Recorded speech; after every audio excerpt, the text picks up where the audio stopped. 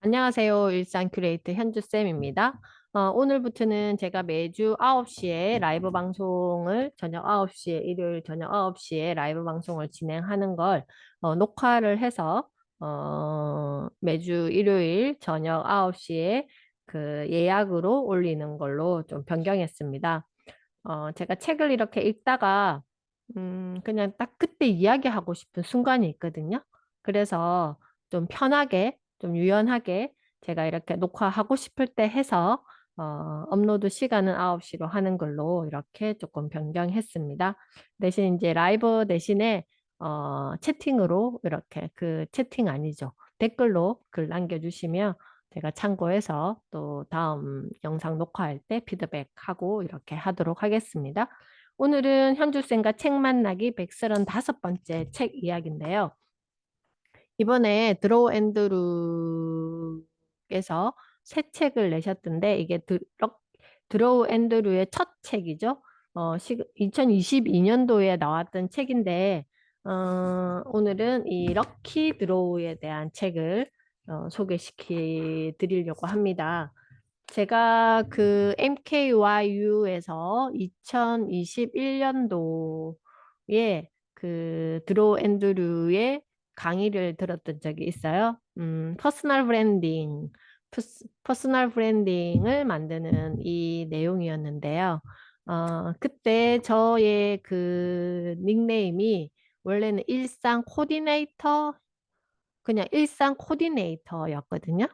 근데 제가 그때 그 NKYU에서 2021년도에 드로 앤드류의 그 퍼스널 브랜딩 수업을 듣고 이렇게 나의 페르소나 그리고 나의 어떤 방향 이런 것들을 구체적으로 이렇게 고민하면서 일상 큐레이터 현주쌤이라는 브랜드가 그때 탄생된 거죠. 어떻게 보면 드로 앤드류는 저에 대해서 전혀 정보가 없겠지만 저는 제 삶의 어떤 방향에서 드루 앤드루에게 영향을 받은 어떤 한 부분이 아니죠. 매우 큰 부분이죠.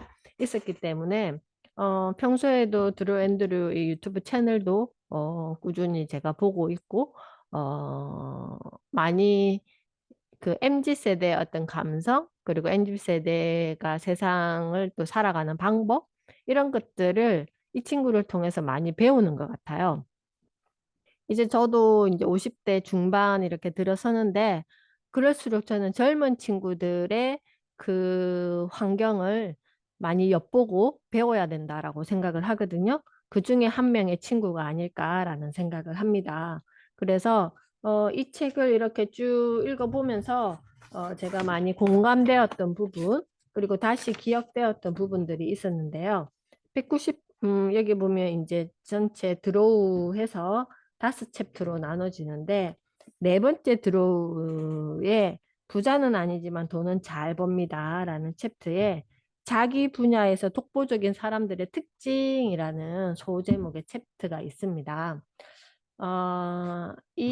여기에 이제 그 퍼스널 브랜드에 대한 이야기가 이렇게 쭉 기록되어 있는데요. 이 내용을 보니까 그때 그 퍼스널 브랜딩 공부하면서 많이 들었던 내용이다. 이래서 나의 일상 큐레이터 현주쌤이라는 브랜드가 만들어졌지? 라는 생각을 하게 되었습니다.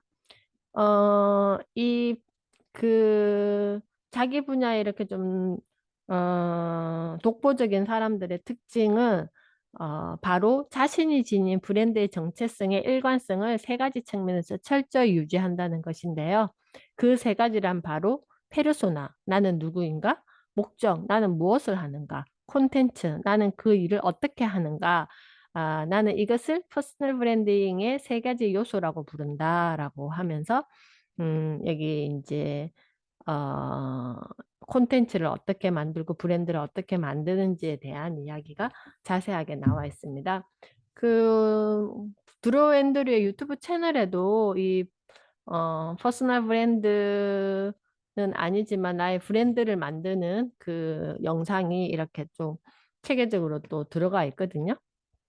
그래서 지금은 제가 일산 큐레이터 현주쌤이라고 이렇게 해서 유튜브 채널을 이렇게 책 소개하는 유튜브 채널을 운영하고 있는데 이것뿐만 아니라 저의 페르소나는 여러 가지가 있어요. 그러니까 나의 세계관이 많이 확장되어 있다라고 해야 되나?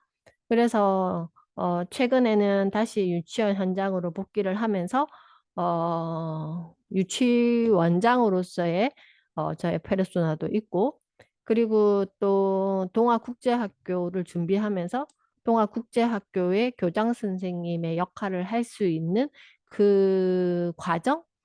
제가 그 역할을 꼭 하고 싶어서 그거를 목적으로 하는 게 아니라 동아국제학교를 만들기 위해서 하는 과정에서의 저의 그 또 페르소나가 있고요.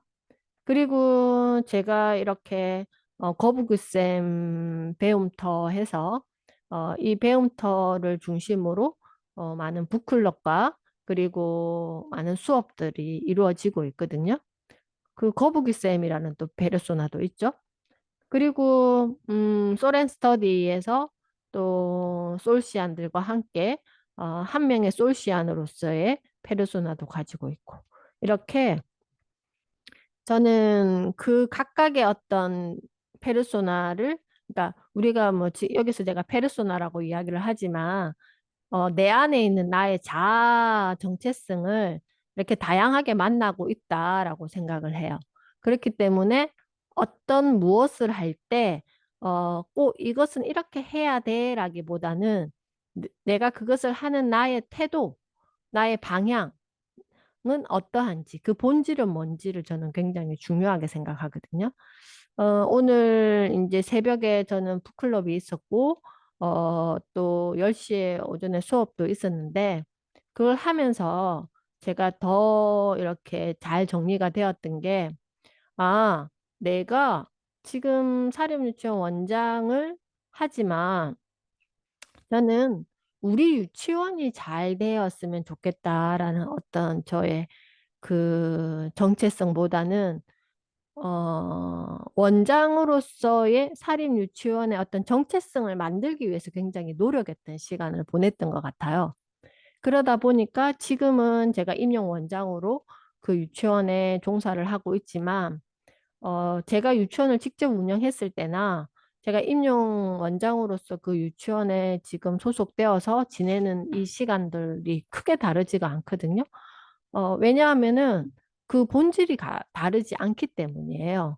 저는 유치원에 오는 아이들이 그 연령대에 누릴 수 있는 최대한의 경험과 좋은 어떤 기억들, 정서적인 어떤 이런 영향력을 주고 싶은 사람인데, 그러려면 뭐가 바탕이 되어 있어야 되냐 하면은, 부모 교육이 중요하고요. 그리고 아이들과 매일 만나는 선생님들의 어떤 그 시스템이 좀 간소화되어 있어야 되고, 그리고 교사 교육이 굉장히 중요하다고 생각하는 사람이거든요. 그래서 그 부분을 지금 이제 3월 신학기가 지나고 이제 다 지났는데 그 굉장히 애썼던 시간을 보냈고 지금도 현재 진행형이라고 생각을 합니다. 그렇기 때문에 이런 것들이 유치원에만 적용되는 게 아니라 우리가 내가 삶을 살아가는 기본 바탕에 가장 중요한 것이라고 저는 생각을 하거든요. 그 본질, 내가 이것을 하려고 하는 그 본질과 내 마음의 태도. 그래서 나의 사리사욕을 채운다기보다는 공익을 위해서.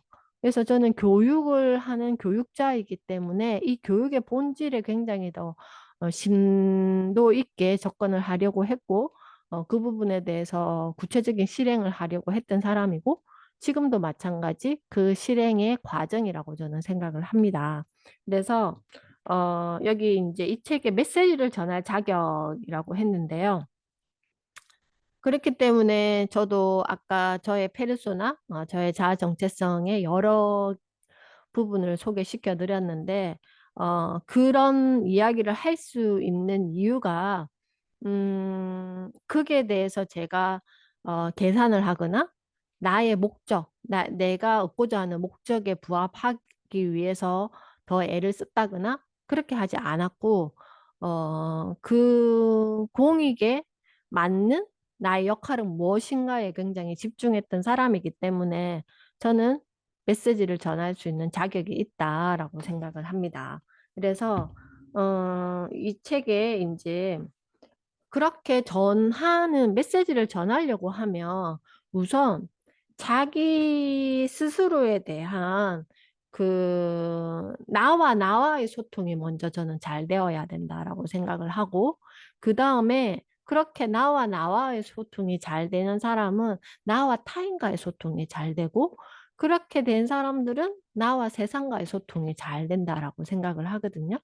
근데 나와 나의 소통이 제대로 안 되는데 타인과 나와 세상과 소통은 되게 어렵겠죠. 그래서 저는 끊임없이 공부하고 끊임없이 제공하는 사람인데 끊임없이 공부하기 때문에 끊임없이 제공할 수 있는 것이 생기고 그러면 이렇게 제공을 하고 나면 또 비어 있는 공간을 발견하게 되고 나의 부족함을 알게 되고 그러면 또 공부를 하게 된다는 이게 선순환이 되었던 과정이었던 것 같아요. 그래서 이 책에는 이제 우리는 스스로 믿는 만큼 성장한다. 그러면 자기 확신은 어디에서 올까라는 챕터가 있는데요. 여기 책에서 이제 제안하는 솔루션은 1단계에서 6단계가 있습니다. 1단계는 내가 가진 문제점을 찾고, 2단계는 그 문제점의 현재 상태를 분석하고, 3단계는 해결책 찾고, 4단계는 찾은 해결책을 테스트하고, 5단계는 결과 분석 후 점수를 매기고, 6단계는 해결책을 표준화시키기라고 되어 있는데, 이제 여기에서는 유튜브 채널을 성장시키기 위한 1단계에서 6단계를 이야기를 하고 있는데요.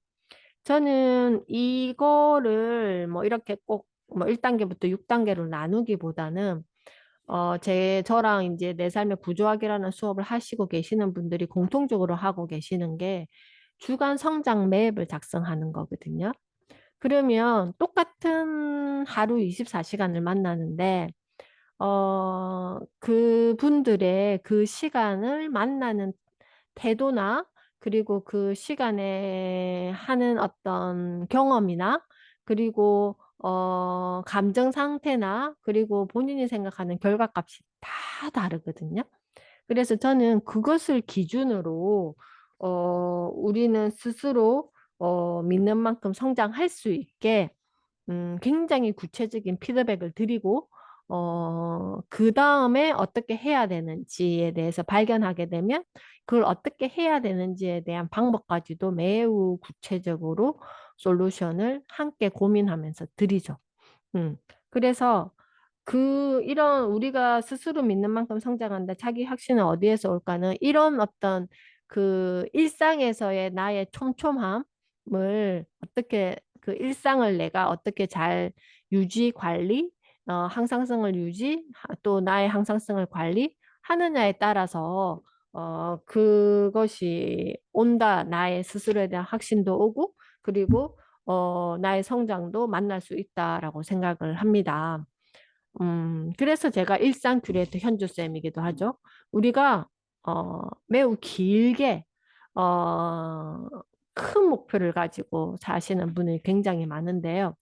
그걸 잘 들여다보면 결국 그거는 내 하루에 그 시간들이 쌓여서 나의 삶의 전체 그림이 그려진다라고 생각을 합니다.